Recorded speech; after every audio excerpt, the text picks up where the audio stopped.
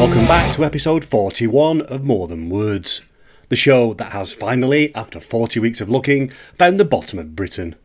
It was 4 metres below our feet the whole time. We simply forgot to check. This week, a Fenland town that burned to the ground 3 separate times. A medieval abbey so financially powerful it collected rent in eels and ranked 3rd in all of England until Henry VIII arrived, as he invariably did, and turned the entire thing into building supplies for Cambridge colleges. And a retired civil servant who went outside to tend his onions one Sunday morning and came back in with a piece of the solar system. Expect a Victorian post that has been silently measuring the disappearance of the ground since 1851. A NATO cruise missile base that Michael Heseltine turned up to in a camouflage jacket over his suit. And a medieval wooden skeleton that spent years in the back of a church under a plastic sheet, being used as a bat toilet before someone finally built it a proper display case. Think T.S. Eliot's Glass Great Poem meets the UK's Lowest Point, meets a thatched pub with a wine list that means business. Narrated by someone who walked through a named storm called Dave, endured Ryanair's patented knee-crunching geometry, and is now reconsidering everything on a Spanish clifftop next to a possible collapse sign that locals treat as optional. This is episode 41. Postscript. Time as usual for the numbers first, so the total distance covered now is 2,275.5 kilometres, which is 79.12% of the 2,876 kilometre route. The 80% marker is close enough to smell. The Holme Fen post, having watched the surrounding ground drop 4 metres since 1851, has been waiting a long time to be visited. The time taken in real life to complete the mileage for the stage was from the 5th to the 11th of April 2026. My current position is 3 days ahead of schedule, down 1 from last week, which is what happens when Storm Dave eats into your walking window and Ryanair eats into your dignity. IRL. Less is more. Stage 41 was completed on 2 legs and technically on solid ground. Though solid is generous when some of it was a tad sandier on the Costa Blanca, drifting perilously close to full sun lounger mode. Still, the miles were walked, the borders crossed, and the numbers dutifully fed into the spreadsheet. The pivot tables remain gloriously indifferent to context. Manchester rain, Alicante sun, it all weighs the same to Mr. Excel. The week began in conditions that strongly suggested winter hadn't quite got the memo about spring. The opener took place during Storm Dave, which sounds less like a meteorological event and more like someone who comes to fix your boiler, sighs heavily and tells you it's not looking good, pal. Storm naming for the uninitiated is handled by the Met Office, in collaboration with their Irish and Dutch counterparts, who alternate names alphabetically to help with public awareness. In practice, it means that at some point a real human being typed Dave into a suggestion box and 3 national weather agencies collectively agreed that this was a perfectly acceptable name for a system capable of blowing your bins into the next postcode. The naming system works through each season's pre-agreed list, compiled from public suggestions chosen for pronounceability and cultural sensitivity, excluding Q, U, X, Y and Z to align with US hurricane conventions. You have to feel for Dave. Dave is a perfectly adequate name. It just doesn't, when applied to an Atlantic storm, communicate the necessary level of meteorological menace. You cannot be truly terrified of Dave. Dave sounds like the bloke at work who makes a microwave smell of fish and blocks the car park. He does not sound like the reason the roof came off a barn in Cumbria. Yet here he was, Storm Dave, 4th to the 5th of April 2026, bringing disruptive winds, heavy rainfall and, for some locations, late season snow. He was, by all objective standards, a proper storm. He just had the branding of someone who does his own plumbing. The walk proceeded anyway, because that's what the spreadsheet requires and the spreadsheet is non-negotiable. The kilometres were logged and, as is traditional after any walk conducted during a named storm, there was hot tea, at least 1 Jaffa cake and the mild satisfaction of having gone out when you absolutely didn't have to. The very next day, however, we crossed the weather border into something resembling civilization. Sunshine appeared, morale improved and, accompanied by Dexter, very much a terrierist in both attitude and application, we headed up to the summit of Crompton Moor. Crompton Moor sits above Shore and Crompton, topping out at around 400 metres, and is one of those places that quietly over-delivers.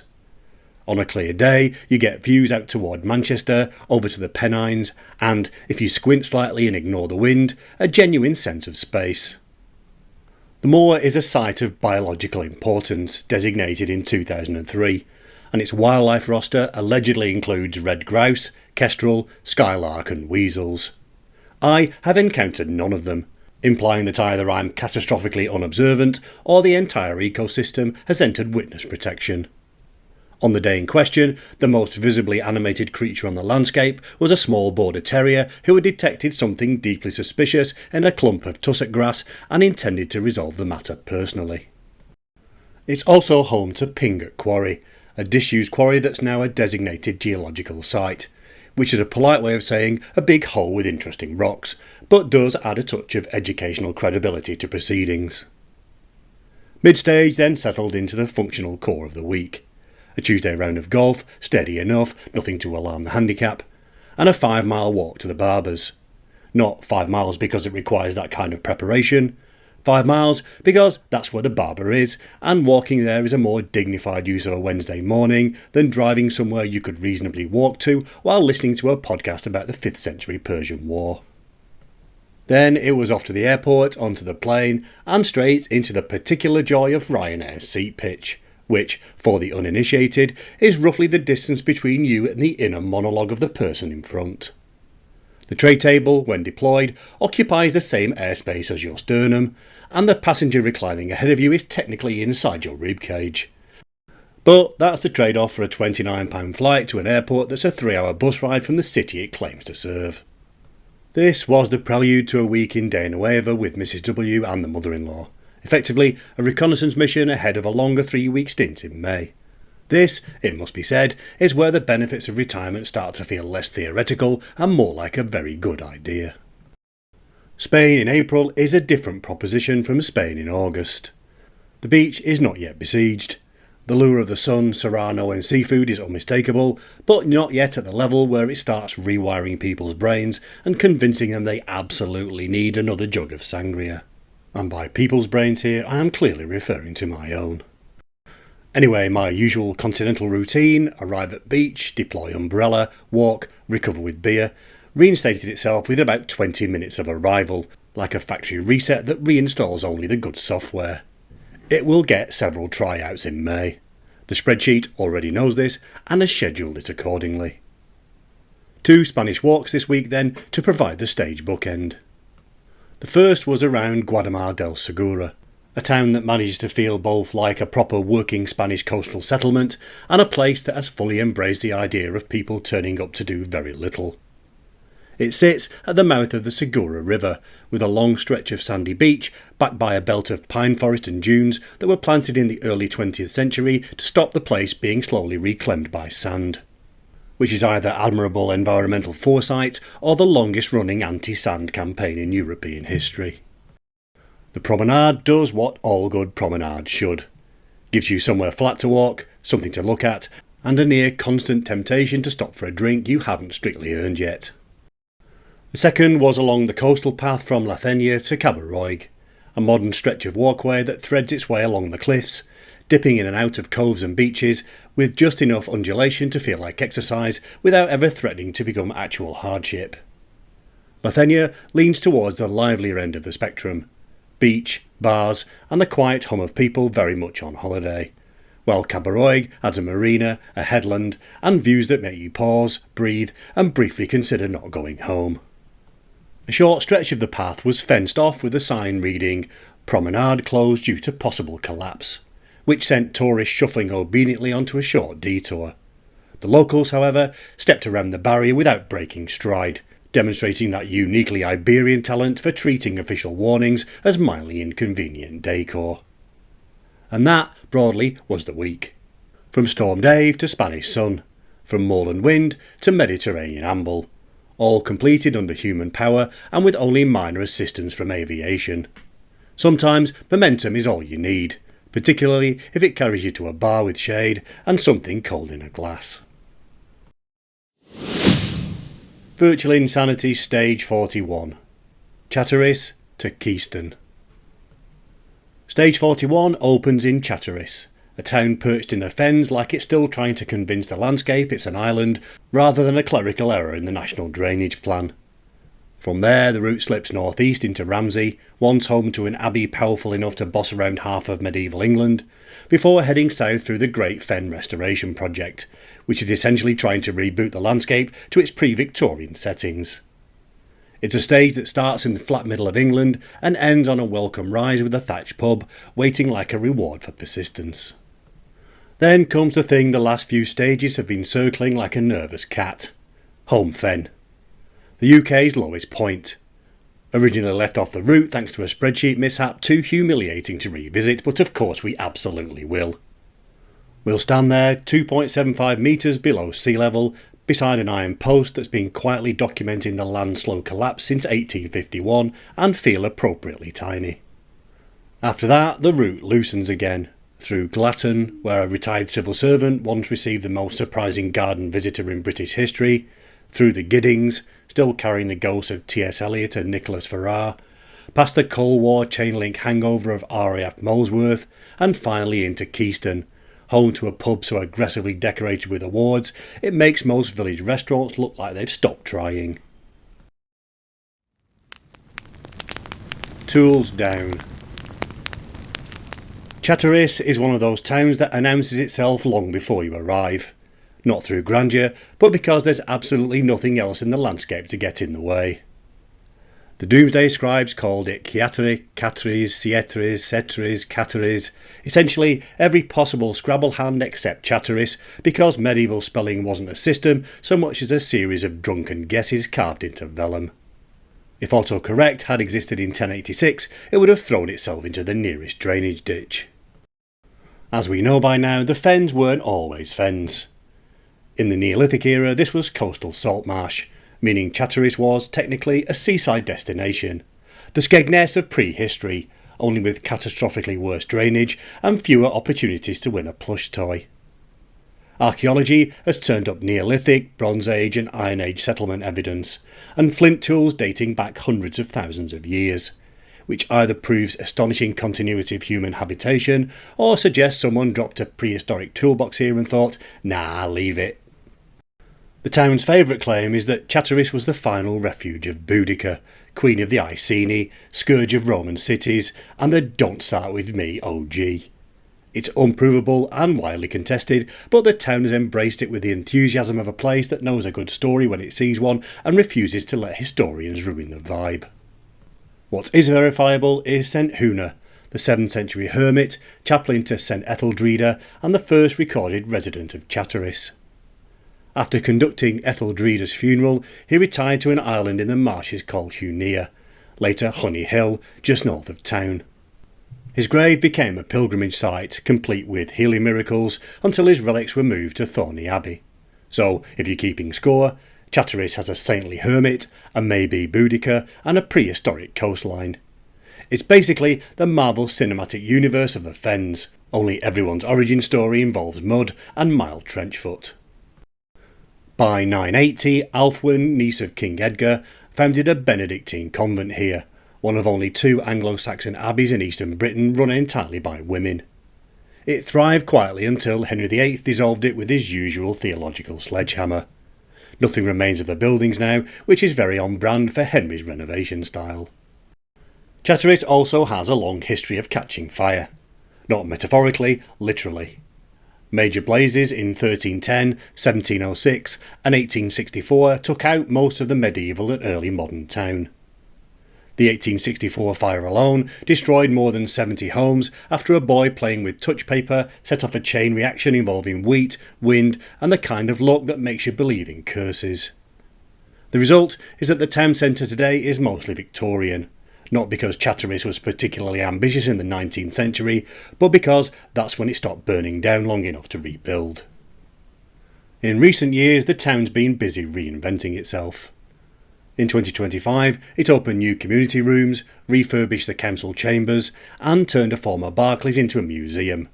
The only time in recorded history a bank has ever given anything back. And because the universe enjoys contrast, Chatteris, a place that spent millennia as a damp island, now hosts a skydiving centre. Nothing says progress like hurling yourself out of a plane over land that once tried to drown your ancestors. Abbey Road. Ramsey grew up around an abbey and still carries itself accordingly, with the particular civic self-possession of a place that once ranked third in the entire ecclesiastical order of English abbeys, behind only Glastonbury and St Albans. It's never quite let go of the distinction, and frankly, why should it? If your medieval CV included basically the Champions League of monasteries, you'd dine out on it too. The abbey was founded in 969 by Oswald, Bishop of Worcester, on land donated by Ethelwine, Ealdorman of East Anglia, on what was then an island in the Fens, Ram's Isle, one of the many bits of land poking out of the water like the Fens were trying to cosplay as the Hebrides on a budget. Ramsey Abbey grew into an international centre of learning and a regional economic heavyweight, the sort of institution that could demand rent in eels with a straight face. This is not metaphor.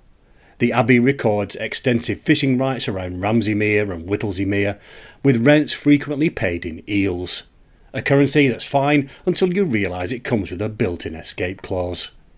Imagine trying to balance the books when half your income has slithered off. The Abbey wasn't always serene. In 1143, Geoffrey de Mandeville expelled the monks and repurposed the buildings as a fortress, which the monks presumably experienced as a fairly pointed performance review. The Black Death knocked the place back further, leaving its finances decayed. Medieval shorthand for "we're absolutely brassic."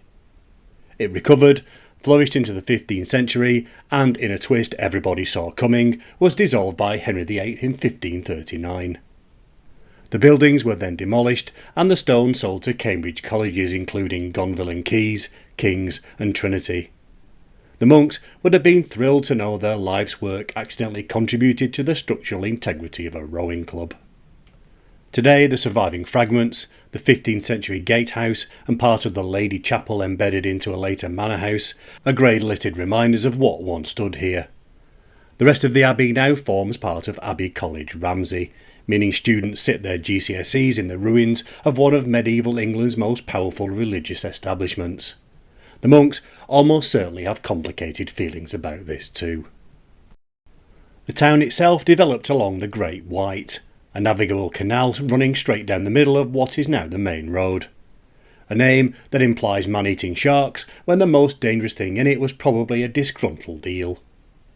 Historically, Ramsey used it as a commercial artery, until 1854 when the Victorians culverted the waterway beneath the street, creating the unusually wide main road and leaving Ramsey with the delightful oddity of a river still flowing under the high street. It's a sort of quirk that feels like a planning error nobody wanted to admit to, so they just paved over it and hoped for the best. The wider parish contains several smaller settlements. Ramsey 40foot takes its name from the 40-foot drain, one of the major channels dug in the 17th century as part of Cornelius Vermuyden's drainage works.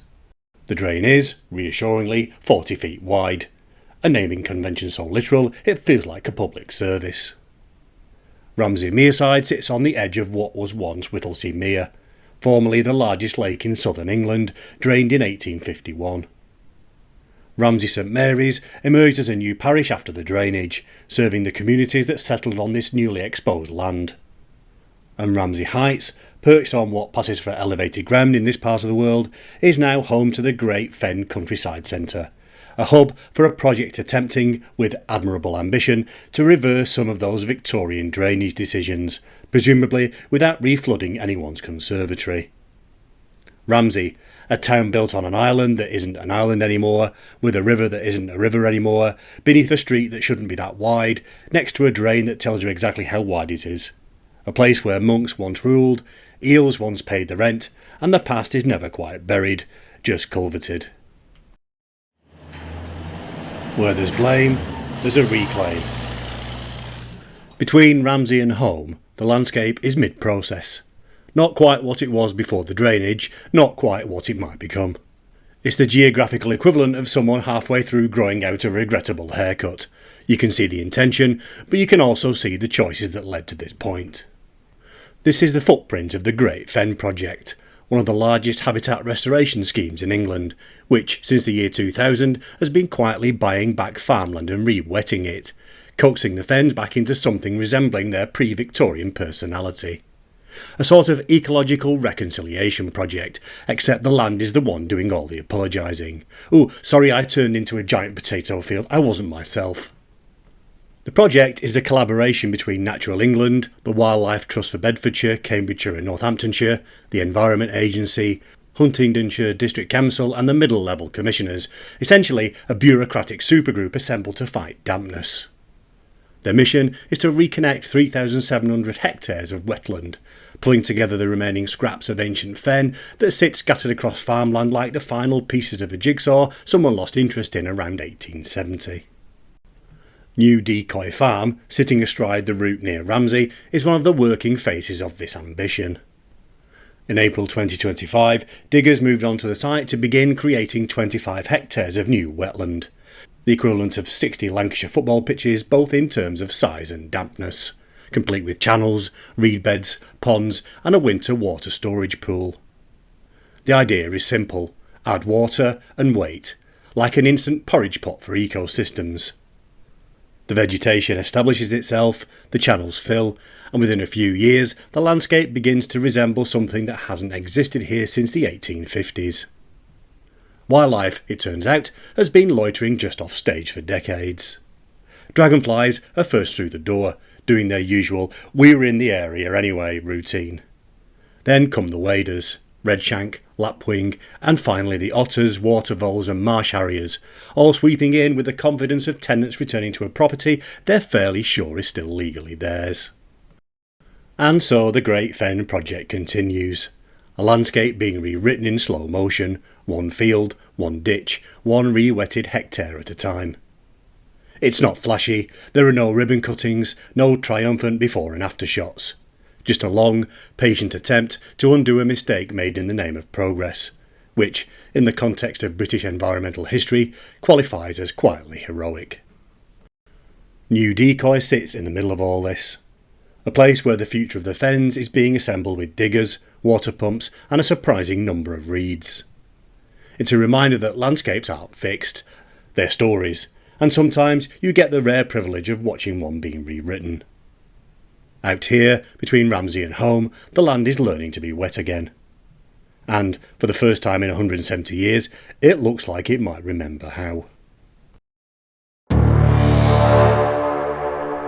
Home and dry. And so we arrive. It's been something of a journey to get here. A journey within a journey, in the specific sense that Holme Fen wasn't on the route at all to begin with.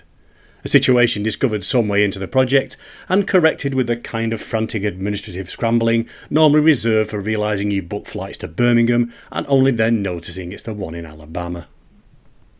Holme Fen National Nature Reserve is, visually, not a place that announces itself as an extreme. There are no signs saying "the bottom", and if there were, they'd ruin the region's proud tradition of making geographical facts look like an anticlimax. It's 269 hectares of birch woodland, pools, grassland and the last scraps of raised bog. Natural England calls it the finest example of silver birch woodland in lowland Britain, which sounds like a backhanded compliment until you're actually standing in it. At ground level, it looks like a perfectly pleasant nature reserve and gives no immediate clue that you are standing 9 feet below sea level. The ground is flat, the trees are birch, it is not dramatic.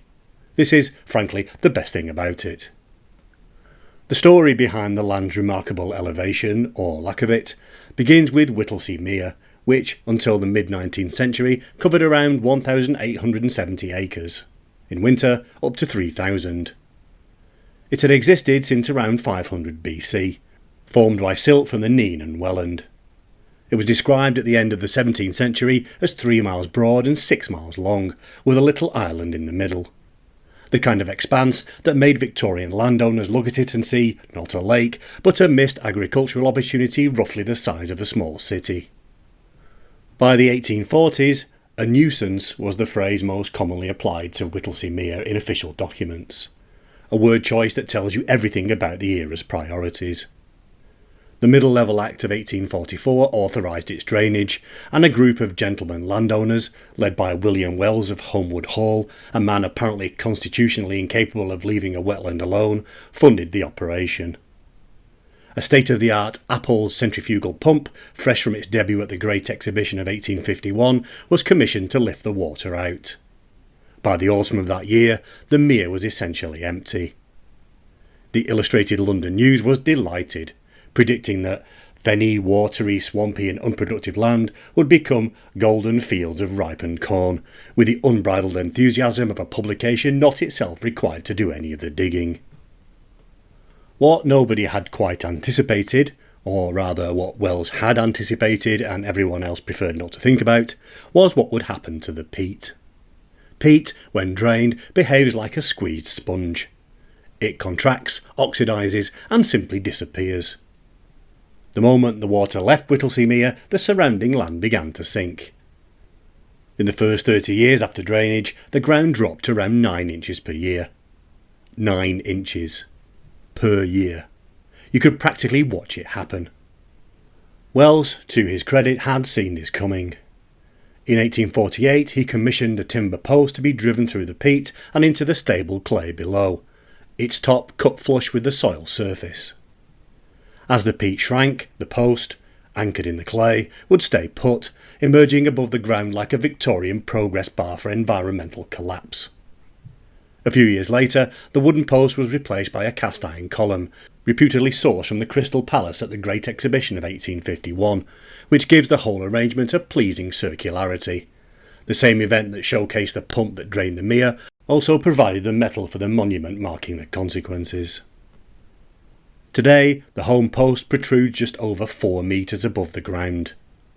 The ground level in 1848, marked at the top of the post, is now 4 metres above your head. You are standing where the peat used to be. The peat is now CO2. And you are, if you haven't checked, 2.75 metres below sea level. The post is a Grade 2 listed structure, a category of protection that feels entirely appropriate for what is, by any reasonable account, the most quietly dramatic measuring stick in the United Kingdom. Steel guy wires were added in 1957 to stop it falling over. The post, having watched its surrounding landscape vanish, had understandably become a little wobbly, and a second post was added nearby at the same time for comparison and backup. It all sits in a birch clearing, looking deceptively simple, surrounded by fungi and the kind of stillness that comes from a place that has been left, mostly, to recover from what was done to it. The village of Holme itself, population around 700, clustered along the B660, is a comfortable, quiet sort of place with an unusual claim to architectural ambition. Its village sign depicts the floating church of Holme, or the Fenland Ark, a horse-drawn boat roughly 30 feet long that served as a mobile chapel for remote fen communities in the late Victorian era, because in the fens even religion had to be amphibious. The idea was conceived by the then rector of Holme, the Reverend George Bloke, who reasoned that if the people of the remote fen cottages couldn't easily get to a church might as well get to them. He commissioned a barge fitted with an altar, a font, a lectern and a harmonium, dedicated to St Withburger, and formally opened in April 1897.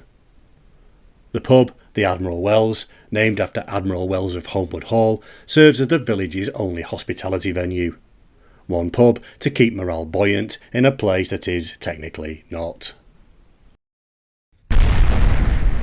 Skyfall. Glatton sits just south of Holme, population hovering around 300 souls, with St Nicholas's Church, a Norman foundation with an early 16th century west tower, keeping watch in the way Fenland churches do, quietly, sturdily, and with a faint air of having seen everything already and not being especially impressed. It appears in the Domesday Book, which is the medieval equivalent of having your name on the guest list at the very first party England ever threw. Glatton has all the respectable rural credentials: fields, hedges, a parish council, and a general sense that nothing surprising has happened here since the Reformation. And then, on the 5th of May 1991, the solar system decided to get involved.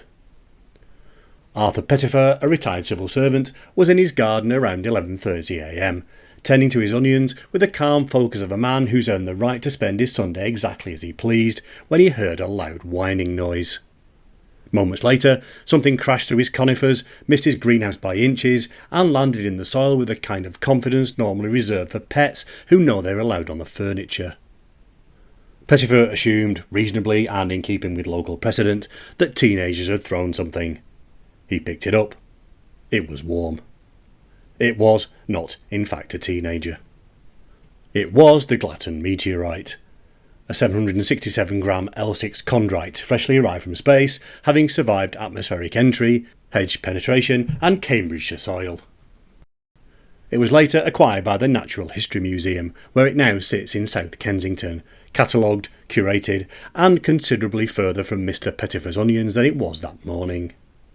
For 30 years, Glatton held the distinction of being the last recovered UK meteorite fall, a drought broken only by the Winchcombe meteorite of February 2021. A gap one geological publication described, with admirable restraint, as a long wait. In other words, Glatton was for 3 decades the most recent place in Britain to be personally addressed by the cosmos. And if that sounds like an isolated incident, it isn't. Glatton has form when it comes to things arriving from above. The village also sits next to the former RAF Glatton, built in 1943 and home to the 457th Bomb Group, who flew B-17 flying fortresses from what is now Conington Airfield. The runways are still visible, the control tower still stands, and the airfield now hosts light aircraft and the Flying Club. A reminder that Glatton has been dealing with objects falling out of the sky, or trying very hard not to, for quite some time. It's a village with a long proud tradition of looking up and thinking, oh, what now? The Great Beyond. The route from Glatton south east brings us to Great Gidding, and it's impossible to arrive in the Giddings, Great, Little and Steeple, 3 villages huddled together on the Cambridgeshire-Northamptonshire border like a support group for settlements that never quite made it onto the A-roads, without eventually thinking about T.S. Eliot. Because Eliot, when confronted with rural tranquillity, didn't do what normal people do. Breathe deeply, consider buying a Labrador. He did what poets do. He stared into the middle distance and converted it into a full-scale existential crisis. Great Gidding is the largest of the 3. A village with a school, a pub, a corner shop, a village hall, and enough collective charm to make estate agents sound briefly sincere before they remember their commission structure. But Little Gidding is the reason the whole area appears in literary history. In 1625, Nicholas Ferrar, wealthy merchant, member of the Virginia Company, and a man who had recently lost a substantial portion of his fortune when the company collapsed, retreated from London with his family to take up what one commentator has generously described as a spiritual life of prayer, but which also resembles, in certain lights, a very well organised commune with a suspiciously good admin team. He bought the manor of Little Gidding and established the first Anglican religious community in England. The community was strict, disciplined and devout. Short services every hour, the entire Psalter recited daily, and, in the 1630s, a night watch so that no moment of the 24 hours passed without someone saying something devotional. It was the 17th century equivalent of a 24-hour live stream, except with more psalms and fewer sponsorship deals. You can almost imagine the thumbnail. We prayed for 24 hours straight. You won't believe what happened at 3 a.m. Among Little Gidding's neighbours and visitors was George Herbert, the poet-priest who lived over at Leighton Bromswold and wrote the kind of serene devotional verse that suggests he spent most of his time bathed in celestial backlighting. And then there was Charles I, who turned up 3 times, once in 1642 and twice more in 1646, when he was fleeing the aftermath of Naseby with the unmistakable energy of a man realising his entire career has been one long expensive misunderstanding. He arrived here looking for refuge, though by that stage Charles I was essentially a man being chased by his own ending credits. The community itself didn't survive the century either. It unravelled during the Civil War and finally expired in 1657, leaving behind a church that was patched up in 1714 and again in 1853, like a spiritual Windows update nobody asked for. The permanent literary consecration of the place arrived in May 1936, when T.S. Eliot, American-born, recently naturalised British, and at the time one of the most important poets writing in English, made a pilgrimage to St John's Church at Little Gidding. 6 years later, in September 1942, he published Little Gidding, the fourth and final poem of the 4 quartets, written partly while he served as an air raid warden on London rooftops during the Blitz, presumably thinking, yes, this is definitely the right moment to meditate on eternity. The poem concludes with one of the most quoted passages in 20th century English literature, a meditation on time, history and redemption. We shall not cease from exploration, and the end of all our exploring will be to arrive where we started and know the place for the first time. Which, boiled down, is essentially the philosophical equivalent of going on a heroic quest and finding out the treasure was your own house keys. Today, an annual T.S. Eliot Festival is organised by the Friends of Little Gidding, and a pilgrimage walk runs each summer from Leighton Bromswell to St John's. 5 miles of countryside, unchanged enough that you can imagine Farrar, Herbert and Eliot all walking it in different centuries, thinking roughly the same thing. This is lovely, but it is also quite a long way. Nuclear option. If you continue west from the Giddings through a run of hedgerows so unbothered they look like they've taken early retirement, you eventually reach Clopton, or rather the outline of Clopton, because the village itself left the premises sometime in the early Tudor period and never came back. It's one of Cambridgeshire's best preserved deserted medieval villages, a place where the houses have gone but the earth has kept their outlines, like chalk marks after a very slow architectural murder. Clopton began as a Roman site, grew into a respectable Anglo-Saxon settlement by the 10th century, and was important enough by 1292 to be granted a Friday market, the medieval equivalent of being allowed a branch of Greggs. Then, in the early 1500s, a London lawyer named John Fisher bought the estate and did what lawyers sometimes do when presented with a thriving rural community. He evicted everyone and turned the whole thing into pasture.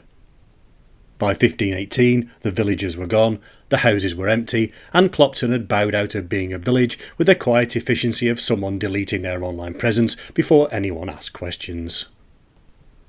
The Church of St Mary's staggered on for a while, but by 1561 it was in such disrepair that the parish was merged with Croydon, and by 1660 the church itself had been demolished and ploughed into farmland.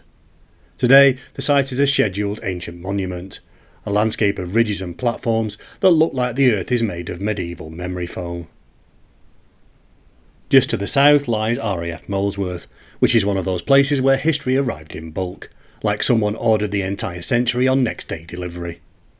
It began as a Royal Flying Corps landing ground in 1917, a sort of temporary parking space for BE-2s, aircraft so outdated by that point that even the pilots must have felt slightly apologetic climbing into them.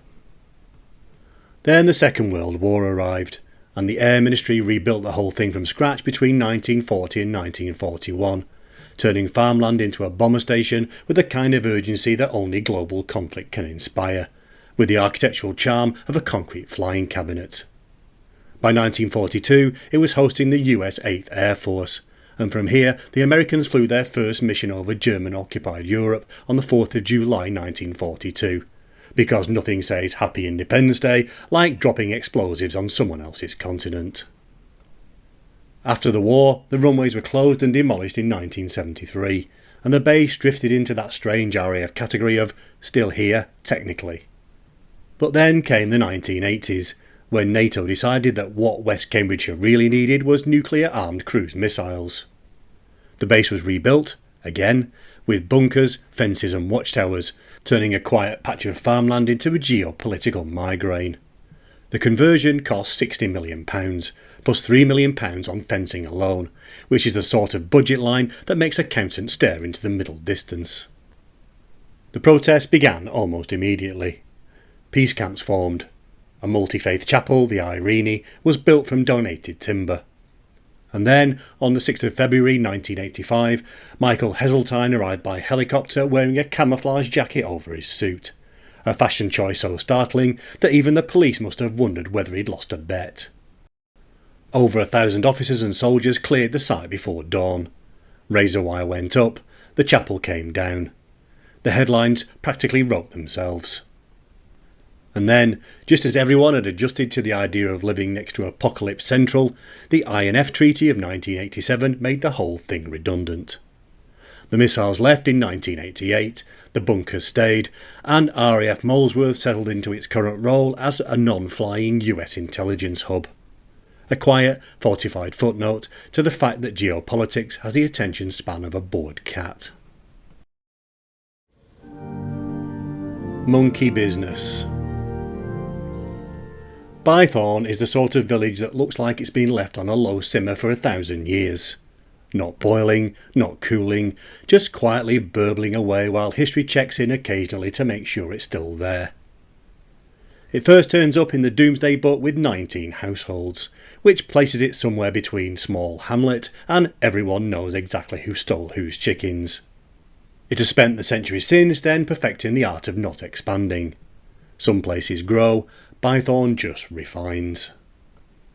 The parish itself is long and thin, as if it's been gently pulled apart over time, and a stream runs down the middle and floods whenever it feels like it, because even the water here follows its own schedule. Bythorn once belonged to Ramsey Abbey, thanks to a 10th century land deal where a noblewoman called Alfilda handed it over to the monks on the condition that her grandson be accepted into the abbey. The medieval equivalent of, I'll donate this if you take the kid too.